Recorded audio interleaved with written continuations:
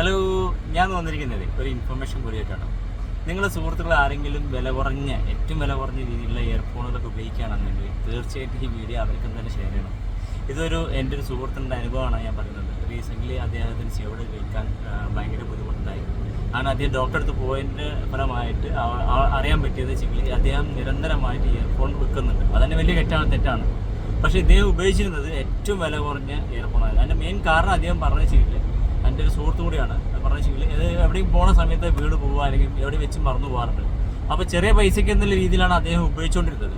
പക്ഷേ എനിക്ക് പറയാനുള്ളത് വെച്ചെങ്കിൽ നിങ്ങൾ തീർച്ചയായിട്ടും ഇയർഫോൺ ഉപയോഗിക്കുകയാണെങ്കിൽ നല്ലൊരു വില കൂടിയ സാധനം, നോയ്സ് റിഡക്ഷനുമായിട്ടുള്ള മാർക്കറ്റിലൊക്കെ നമുക്ക് കിട്ടും. ബ്രാൻഡൊന്നും പറയാൻ ആഗ്രഹിക്കുന്നില്ല. അപ്പോൾ അങ്ങനെ നല്ല നിലവാരം കൂടിയ ഇയർഫോൺ ഉപയോഗിക്കുകയാണെങ്കിൽ നമ്മളെ ചെവിടൊക്കെ നമുക്ക് സംരക്ഷിക്കാൻ പറ്റും. അപ്പോൾ എൻ്റെ ഒരു കൂട്ടുകാരനുണ്ടായ അനുഭവം ജസ്റ്റ് ഷെയർ ചെയ്യാമെന്ന് വെച്ചു. കാരണം നമുക്ക് ഇടയിലുണ്ടാവുന്ന നിസ്സാരമായൊരു കേസാണ്. അപ്പോൾ തീർച്ചയായിട്ടും ഈ വീഡിയോ നിങ്ങൾക്ക് ഉപകാരപ്പെടുകയാണെന്നുണ്ടെങ്കിൽ നിങ്ങളുടെ സുഹൃത്തുക്കൾക്ക് തീർച്ചയായിട്ടും ഷെയർ ചെയ്യണം. Thank you.